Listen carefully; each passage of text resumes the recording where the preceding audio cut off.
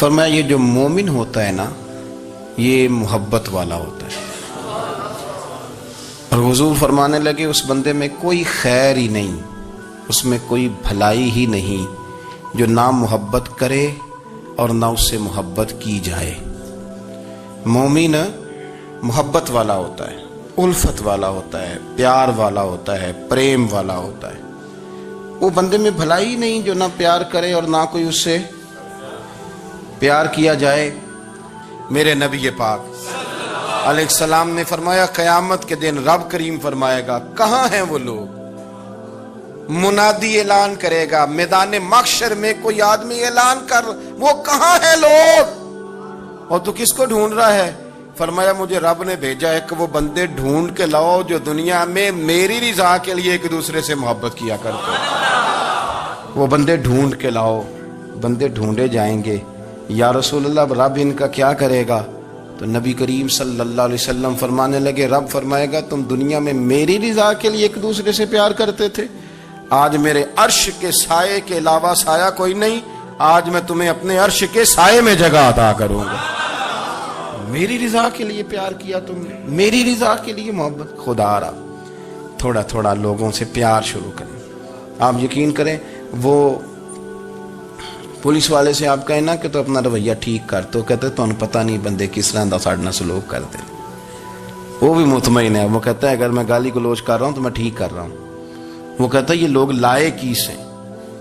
آپ دیکھ لیں، آپ سمجھ لیں چیزوں کو. میں نے ڈاکٹر صاحب سے کہا کہ تھوڑی سی آپ لوگوں سے شفقت کریں، غریب لوگ آتے ہیں تو کہتے ہیں مفت دوائی دیں تو یہ بیچ دیتے ہیں جا کے. ہر شخص نے ایک دوسرے کے خلاف کہانی بنا لی، نفرت کے لیے کوئی نہ کوئی پلان کر لیا. ہمیں باتیں مل گئیں، ہم نے داستان سرائی کر لی، ہم نے اپنے ذہن کو اکٹھا کر لیا. مجھے بتلاؤ نا یار، اگر رسول کریم صلی اللہ علیہ وسلم اور باقی انبیاء بھی قوموں کے بارے میں یہ سوچتے کہ یہ بڑے ظالم ہیں، یہ بڑے چور ہیں، یہ بڑے ڈکیت ہیں، یہ بڑے قاسم ہیں، یہ کافر ہیں، منافق ہیں، تو بھلا ہو سکتا تھا، لوگوں کا فائدہ ہو سکتا تھا. وہ لوگ بڑے بڑے سخت گیر تھے، پر محبوب نے فرمایا وہ جو کریں گے وہ ان کا انداز، اور ہم جو کریں گے وہ ہمارے رب نے ہمارے ذمے لگا کے بھیجا. اپنی زندگی میں تلاش کریں اور پیار کریں اور اچھے لفظوں سے لوگوں کو یاد کریں اور خوبصورت لہجہ اختیار کریں اور ٹھنڈی اور اچھی باتیں کرنے کی کوشش کریں اللہ کی رضا کے لیے، اللہ کی رضا کے لیے، اللہ کے بندوں سے پیار. یارو دیکھو عورت ہو طوائف، زندگی ساری بیت جائے گناہوں میں، لیکن میرے نبی پاک فرماتے ہیں وہ رب کی رضا کے لیے کتے سے بھی پیار کر لے تو رب اسے جنت عطا کر دیتا ہے. تو کتے کو پانی پلا گئی، پر پلا گئی نا اللہ کی رضا کے لیے، اسے کوئی فائدہ تو نہیں تھا نا، وہ اللہ کی رضا کے لیے پلا گئی. تو رب کریم نے اس کے سارے گناہوں کو، کسی سے پیار تو کرے.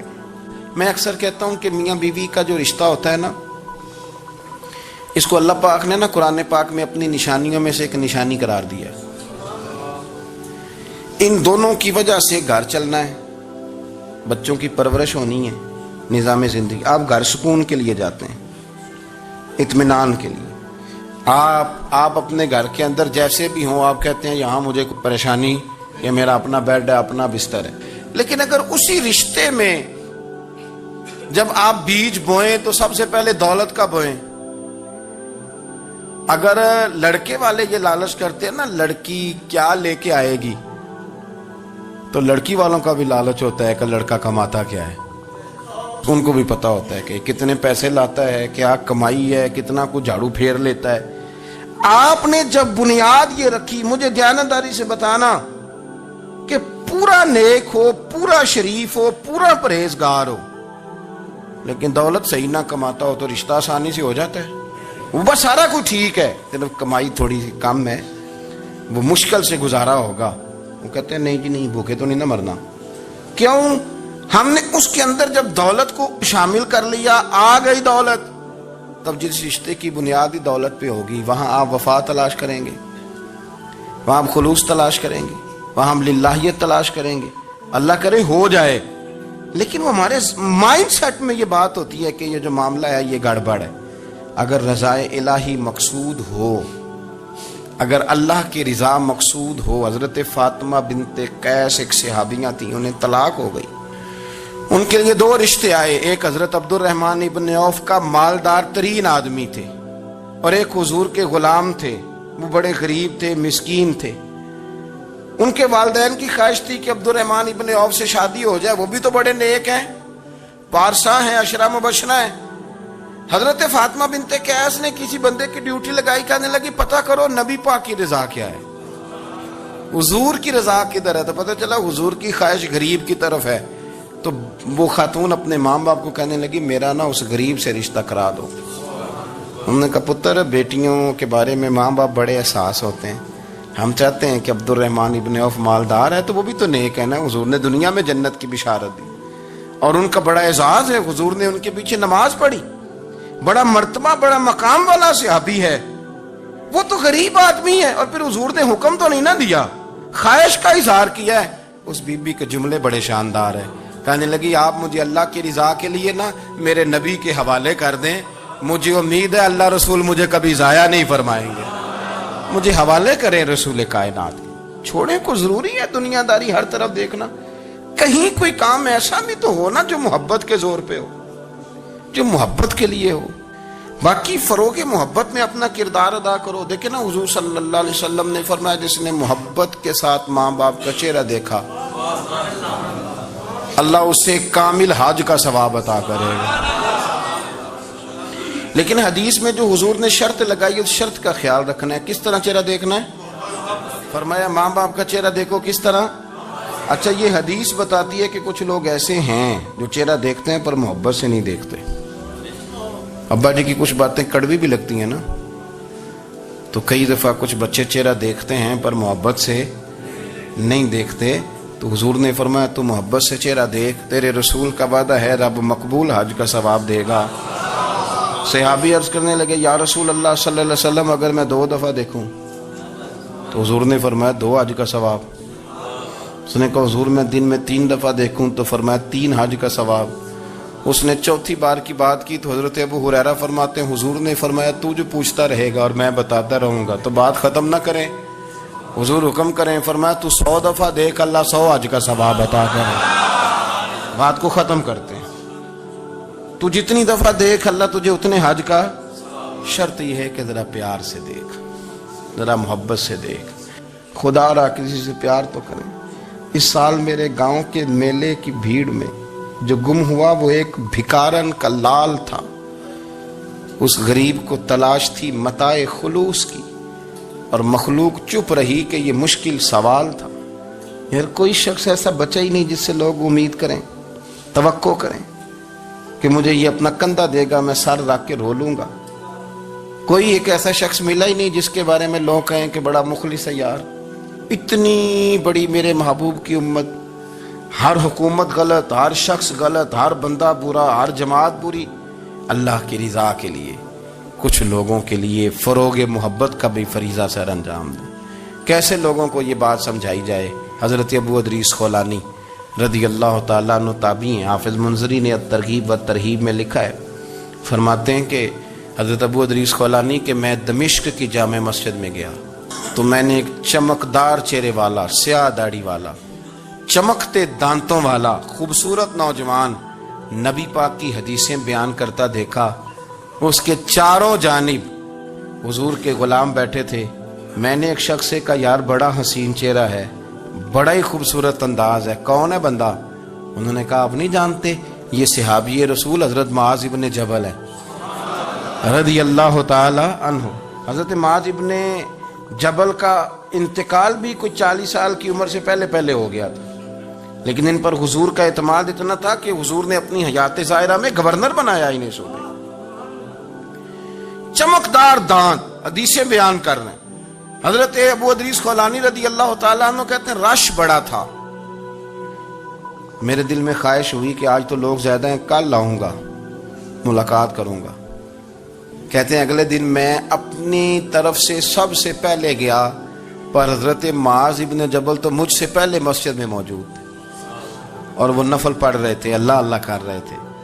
تو میں نے ان کے ساتھ سلام لی، فرمانے لگے کیسے آئے ہو؟ تو میں نے کہا حضور کل آپ کو دیکھا ہے، آپ کی باتیں سنی ہیں، تو گویا آپ کا تو چہرہ ساری رات میری آنکھوں کے سامنے رہا۔ تو میں تو سویرے زیارت کی غرض سے حاضر ہوا ہوں. اللہ کی رضا کے لیے مجھے آپ اچھے لگیں, اللہ کی رضا کے لیے. کوئی بندہ ایسا بھی تو ہو نا, کوئی غریب, کوئی مسکین, کوئی عالم, کوئی صوفی, کوئی درویش, کوئی ذاتی تعلق نہ ہو, تعلق کیا ہو, اللہ کے لیے. آپ مجھے اچھے لگیں. حضرت سیدنا معاذ ابن جبل فرمانے لگے واقعی ایسا ہی ہے؟ عرض کی حضور بالکل ایسا ہی ہے. تو فرماتے میں نے چادر لی ہوئی تھی, حضرت معاذ ابن جبل نے میری چادر کو پکڑ کے کھینچا, فرمایا پکی بات کر یار. میں نے کہا حضور پکی کر رہا ہوں. تو فرمانے لگے سن. پھر میں نے نبی کریم سے سنا ہے, رسول کریم علیہ السلام نے فرمایا جو دو بندے رب کی رضا کے لیے پیار کرتے آپس میں, اللہ ان دونوں سے محبت فرماتا ہے. سن پھر اس کو یاد رکھنا, اللہ ان دونوں سے محبت کرتا ہے. حضرت ابو ادریس خولانی سے کوئی پوچھتا تھا نا کہ دنیا میں جانا ہے تو سرمایہ کیا ہے, تو فرماتے تھے یہ جو میں نے چادر لی ہوئی ہے نا, اس چادر کے اندر میرا وجود ہے, اور وجود کے اندر میرا دل ہے, اور دل کے اندر میں نے حضرت معاذ ابن جبل کو رکھا ہوا ہے. میں نے وہاں ان کا ٹھکانہ بنایا ہوا ہے, وہاں ان کا ٹھکانہ ہے. یہ دوڑی نکتہ چی ہے, کہیں چھپ کے بیٹھ جا, اور جس دل میں تو مکی ہے وہیں چھپ کے بیٹھ جا. اقبال کہتے ہیں جس دل میں تو مکی ہے وہیں چھپ کے بیٹھ جا. دوستو, رسول اللہ صلی اللہ علیہ وسلم کے غلاموں نے مالک کی رضا کے لیے لوگوں سے پیار, فروغ محبت میں کردار ادا کیا, اور بہترین کردار. آپ اپنی زندگی میں کچھ چیزیں ایسی بنائیں جن میں فقط اللہ کی رضا کے لیے محبت, خالق کی رضا کے لیے پیار, خالق کی رضا. آپ یقین کریں اگر تھوڑا تھوڑا کر کے ہم اس محبت کو فروغ دیں نا اپنے دلوں میں, تو بہت سارے بادل چھٹیں گے.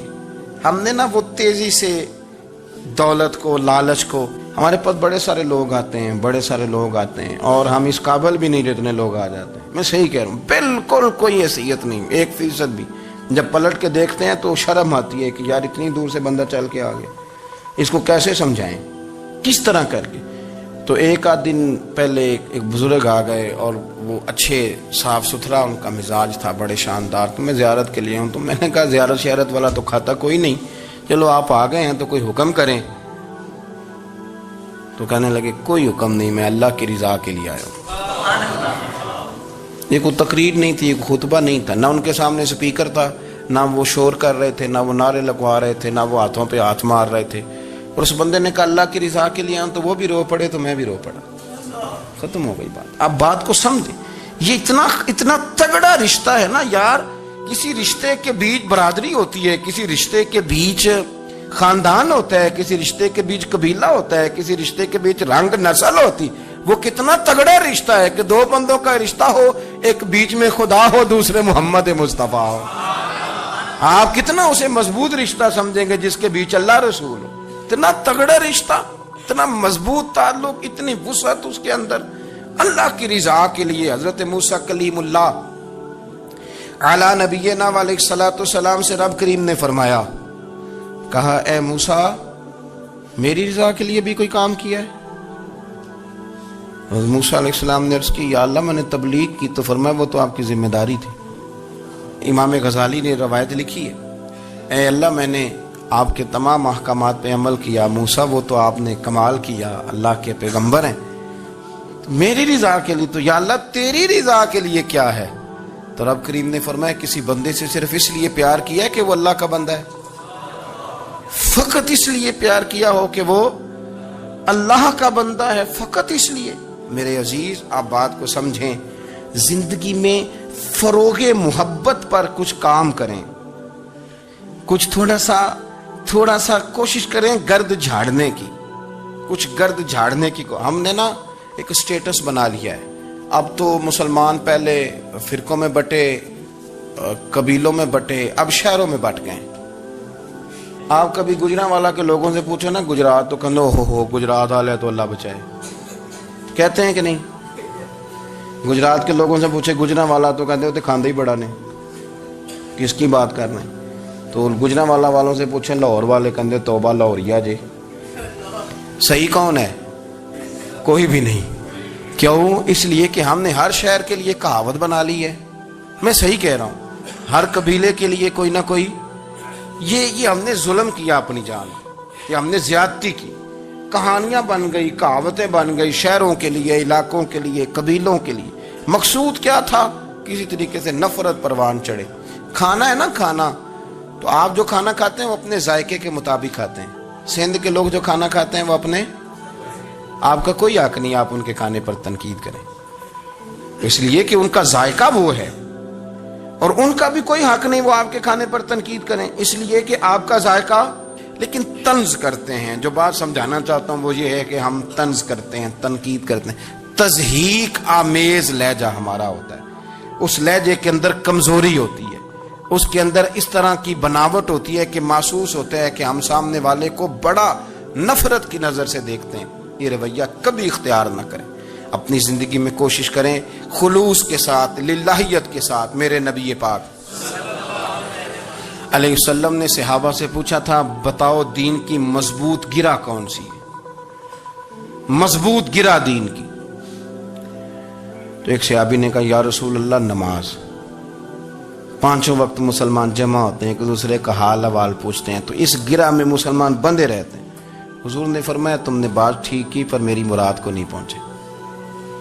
ایک صحابی نے عرض کی، یا رسول اللہ صلی اللہ علیہ وسلم زکوٰۃ، امیر غریب کو زکوٰۃ دیتا ہے تو دونوں کا رشتہ مضبوط ہو جاتا ہے، تو یہ بہت بڑی گرہ ہے۔ تو حضور نے فرمایا، بات تمہاری ٹھیک ہے پر تم میری مراد کو نہیں پہنچے۔